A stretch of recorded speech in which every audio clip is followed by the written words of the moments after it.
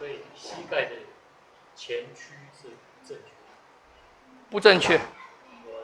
这个我是说自然站立的，但是当我们要用它的时候，又是另一回事了，因为你不能这样去用它，这样子它没有弹性，然后它会相互撞击嘛。站桩的时候也是要委屈吗？还是要屈啊？要屈是保持它的弹性，所以要从筋走啊。我们的身体要使用的时候啊，一定要在什么状态下？就是关节是开展的状态下来使用它。你不能在关节紧缩的状态下去使用它，因为那个冲击是直接伤害到关节的。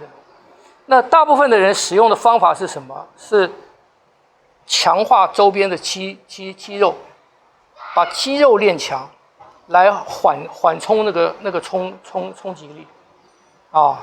可是这样子你失掉了灵活性，所以我们是在每一个你要练拳以前，一个调息，练拳以前，每一个关节都开，在关节打开的情况下去动，用筋来连接它，在这个情况下动。我们怎么知道关节是打开？你练到可以用筋去打开关节，你就知道。对，我现在不会知道。对，所以先放掉，在这个检查当中，你先体会什么？你先体会到肌肉对关节的控制，先放掉那个控制，放掉肌肉的控制，你还可以站立，表示这个时候这个关节的角度是对的，角度是对的。我们先要知道关节的正确角度是在哪。那很多人在运动的时候啊，其实他的关节角度啊，已经错了。比方很多，尤其是女生，常常看到很多女生走路，实际上她那个脚啊，通常是左脚比较多吧。她那个脚，你看她在走路的时候啊，后脚拿到前脚的时候啊，她那个膝盖是很不稳定的在晃动，而且很多女生她的脚啊，她的膝盖的位置啊，通常是右膝盖的位置它不是朝前的，它是朝外翻的，所以当然很多男的也是一样，所以他走路变成这样子，他变成这样走路了。很多男生也是一样，很多特别是比较胖的，他的走路成为这样子，这表示他的髋关节跟膝关节甚至踝关节都不在正确的角度上面，不在正确的位置上面。当他用这种状态去跑步做运动的时候，表示说，当他的关节受到冲击力了，那个冲击力不会分担，不会平均的落在这个关节的每一个地方，而是落在偏移的那个地方，不管是外还是内那我们的身体如果很多的关节都是在不在正位的情况下，你去打篮球，你去跑步，你去做运动的时候，它的伤害只有越来越大。晓得吗？所以我说很多的运动不是运动都会对健康好，因为很多的运动它不是为了健康而设计的，它是为了竞赛，为了有趣，为了这种而设计的所以它不会考虑到你在运动当中你的姿势你这些东西会不会造成对身体的伤害？那很多的伤害它是缓慢的，但是我们要从合理性来看它是。改变我们看西方的书，他们分开这个胸腔 thoracic spine、lumbar spine，有一点没有注意细节，因为刚刚听说的，是添加不下去，是胸腔，对对对，有一点不太一样的。不是胸腔，当然是在横膈膜以上。OK。胸腔是不会变的。OK， 也因为我不知道是翻译的关系吗？但是好像分比较细节一点，有腰椎、腹椎跟。没有腰椎，脊椎就是脊椎啊。我是说，胸腔是一个单位体，腹腔是一个单位体。刚才用肩胛骨是什么？用肩胛骨是帮助你能够往下的产生一个往下的力量，去到腰的肾脏的上方，在那个地方产生一个由上往下的力量，稳定住那个肾脏。这样没懂？啊，结构是没有基本上没有东西方的差异的。结构有男女的差异。我刚才讲的青春期以前比较不分练拳运动比较不分男女，青春期以后会分。所以在以前练拳的时候，女生练的一些细节跟男生练的是不一样的。那男女的差别是在哪边？你们学医的大概应该都知道嘛，因为先天上的嘛，比方肌肉的强弱啊，骨骼的强弱啊，粗细啊，可是，在练武的来讲，这个是重要的，那它可以练强，可是你改不了的是什么？改不了的是男女的骨盆的结构，因为女生要生孩子，所以女生以骨盆来讲，你把骨盆当做一个梯形来看，上大下小的梯形。女生要生孩子，它底下那个梯形的那个会比较宽，是吧？比较宽的影响是什么？比较宽的影响是它的旧关节跟大腿那个髋关节的角度不一样，因为女生把底下这两个点向外延伸了嘛，所以女生的这个臼它的角度会比较小，这样不懂？啊？这样不懂？你一个这样的梯形嘛，你把下面这两个点往这边移的时候，那旁边这两个的角度是不是就变小了嘛？是不是这样子？变小它影响到什么？影响到你的，比方讲踢腿的高度，踢腿的高度。所以以前的中国武术，女孩子不踢高腿。当然有一个文化上的因素，就是一个雅不雅的问题。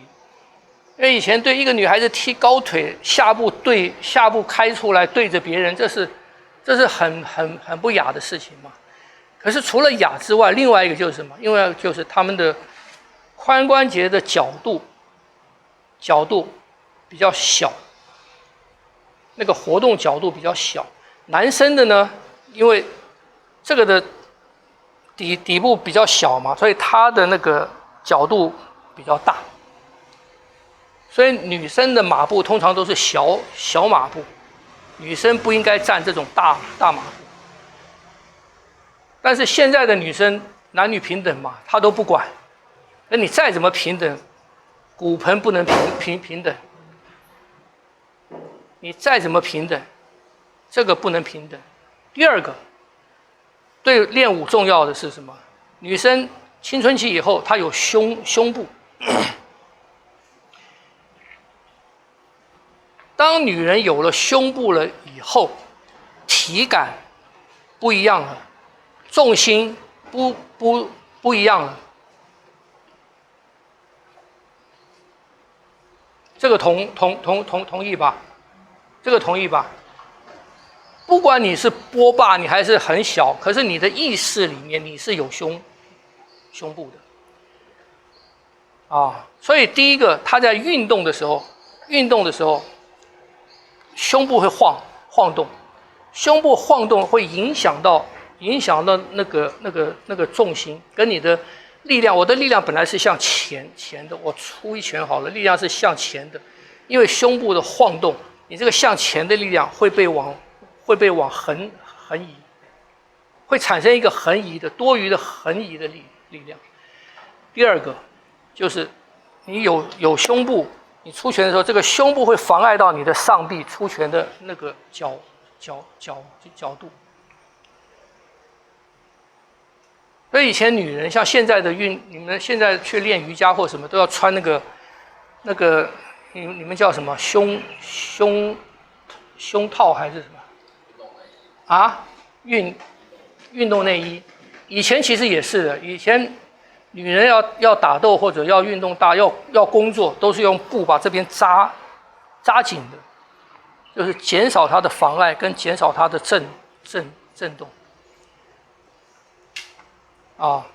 所以这两点，主要的这两点，妨碍了女生在学武术的时候啊，也不是妨碍，就是女生有女生要注意的要领。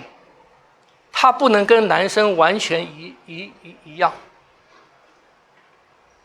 那当然，现在的人也不管这一套了，可是有些基本的东西就是不一样嘛，否则不会有上次什么拳击说这个是不是变性来打女生拳击嘛？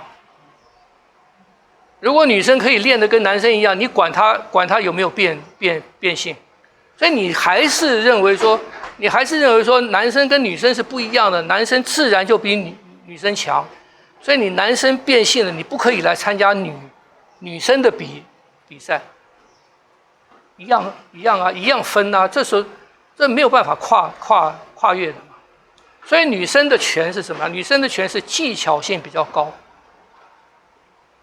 女生的拳不追求力量，追求技巧，所以女生练的武术比较什么？比较阴就是小动作，你看不到的小动作多，讲究快速、轻灵啊，所以男女是有。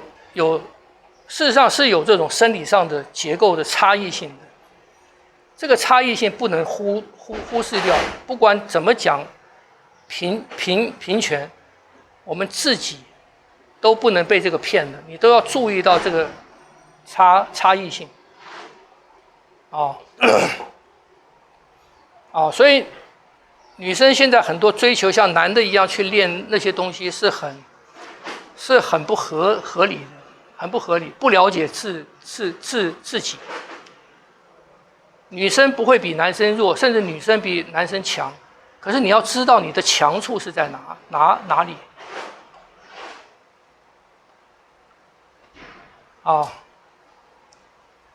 所以我们自己在练拳的时候，也是一样的，一点差异很大。女生留长发。我前一阵子有留过长发，只留到肩嘛。你留长发，你就知道，你留下长发以后，头的重量感、重心就不一样了，是吧？我记得你以前是留长发嘛。像我们这种头发已经习惯分这一边的，然后换到另外一边就会觉得两边不平衡。对。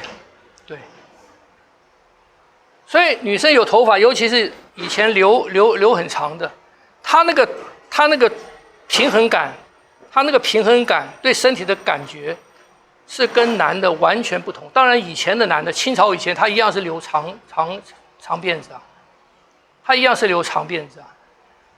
那种你们就可以自己去试嘛，跟那个阿拉伯人一样，你用一个套子一套，然后你去中间放一个长布下来。你去增加那个布的重量，你试试看你的头感。所以以前讲的头顶旋是需要强调的，什么原因？因为你有长辫子的话，哈，你的头是基本上是被往后拉，是被往后拉的，所以你要有一个力量来平衡它，因为它本身就不平衡了，啊，所以在我们练的过程当中有很多这个，你练用你会感觉到，哎，怎么右边比左边重？因为你右边使用的多嘛，你就感觉到身体的平衡感就变了。如果背包包你习惯是背右肩的话，你背一段时间你换过来背左肩，你就觉得很不习惯，你就觉得平衡感很怪。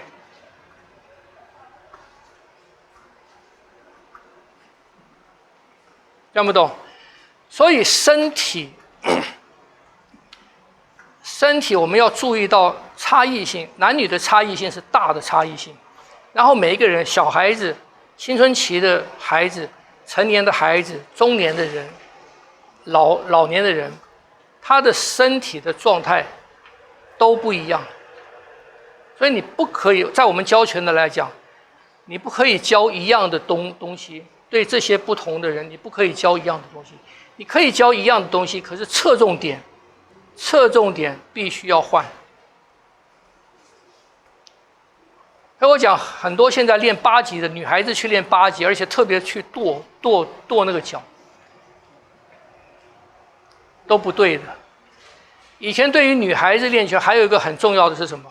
就是要预防她们的生育的能力受到影响，所以绝对不会去踩那个脚，绝对不会去用这样的力量让子宫下坠的力，而女生特别强调提起来的力，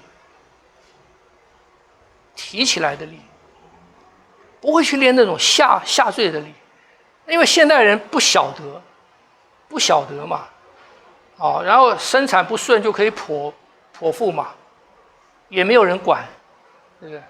可是这个在身体结构上面来讲，身体的差异性来讲，女生练那个东西是错的。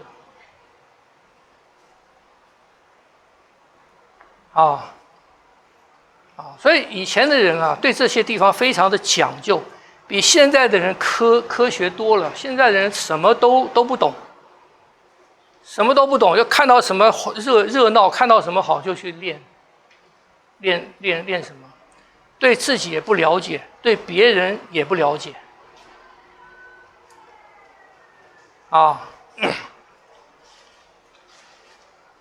所以以前的女生练那种，比方唱戏的要练高腿啊，练劈腿啊，练很多那个功啊，在街头卖艺的、特技的也是要这样。他们是什么人？他们是下层社会的人，为了求谋生，为了谋生而去做那样的训练。贵族人家，像今天的一些高阶层的贵族人家，不管东方西方，很多事情他们是不会让自己的孩子去做的。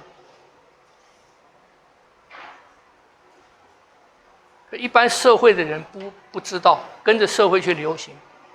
你去看看贵族人家的人，他们是怎么学习的？他们在学什么？你看美国、英国那些贵族人家的孩子，他们在练什么？这是有区分的。